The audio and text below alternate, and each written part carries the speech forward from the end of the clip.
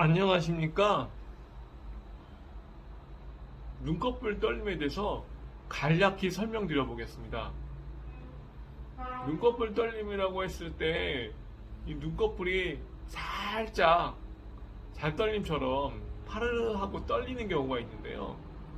이런 경우에는 뭐 크게 스트레스 받지 않고 그냥 간단한 휴식을 취하면 자기도 모르는 사이에 그 눈꺼풀 떨림이 소실됩니다. 그래서 이런 경우에는 특별히 의학적 치료가 필요 있다라고 볼 수는 없습니다. 그런데 그 눈꺼풀 떨림이 이게 계속 지속되는 경우가 있습니다. 이거 왜 이러지? 이러면서 그러다가 이게 점점 떨림이 이 빈도가 좀 더 빨라지고 뭔가 이게 파르르 떨리는 것이 아니라 이게 눈꺼풀이 깜빡이는 정도까지 가게 되고요. 근데 심지어는 이제 너무 심해지면 눈이 꽉 광기는 이런 느낌으로 진행될 수가 있습니다. 이런 경우에는 이제 안검경련, 안검연축이라는 이제 표현을 쓰기도 하는데요. 이런 경우에는 일반적으로 일상생활이 좀 어렵습니다.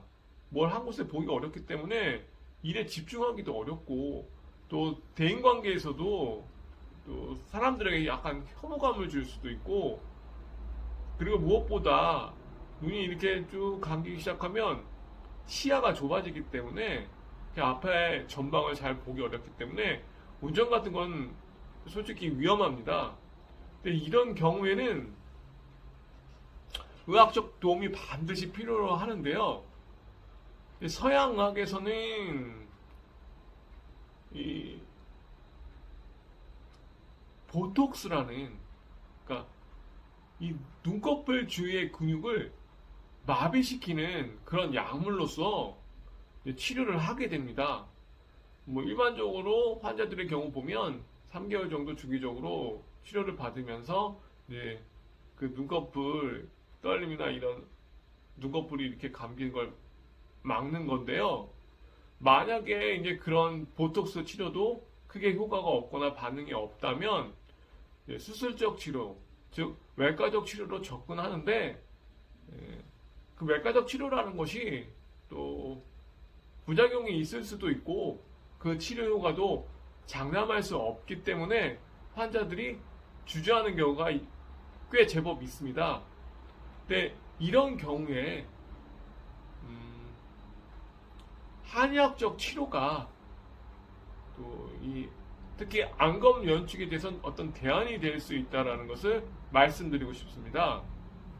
이 안검 연축의 원인은 서양의학적으로도 명확히 밝혀내기가 어렵습니다.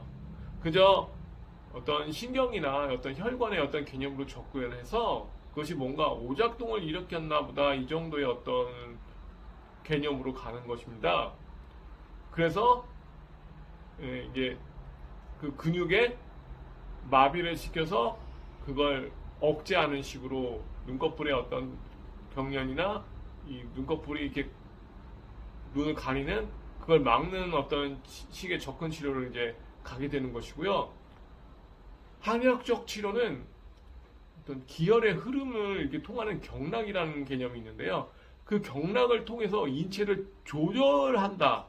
그래서 그 조절이 잘 되면 눈꺼풀 떨림, 이 안검 연축이 치료될 수 있다고 볼 수 있습니다.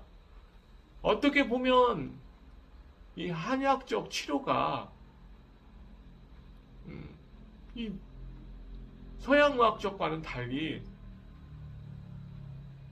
눈꺼풀 이 떨림, 이 조절 이런 것들에 초점을 맞춰서 치료의 목표를 삼기 때문에 환자들에게 어떤 이 치료 목표에 더 부합한다고 볼 수 있습니다.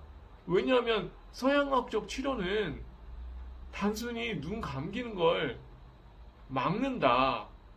이 안검 연축이 눈이 감긴다는 어떤 그거에 중점을 둔다라고 하면 그냥 단순히 막는다. 이 개념이지만 이 안검 연축은 처음부터 이게 눈이 감기는 것은 아니기 때문에요. 이 눈이 감기는 조절의 문제라고 보시면, 그러면 경락을 개념을 접근해서 인체를 조절한다라는 이 개념으로 보시면 부작용도 적고 또 치료 효과도 있기 때문에, 그리고 실제적으로 이런 개념으로 접근해서 치료를 하면 또 치료되는 케이스들이 있기 때문에 그것에 대한 어떤 서양의학적에 대한 치료 효과도 있지만 그것에 대한 어떤 대안도 될 수 있다는 것을 말씀드리고 싶어서 설명드렸습니다. 감사합니다.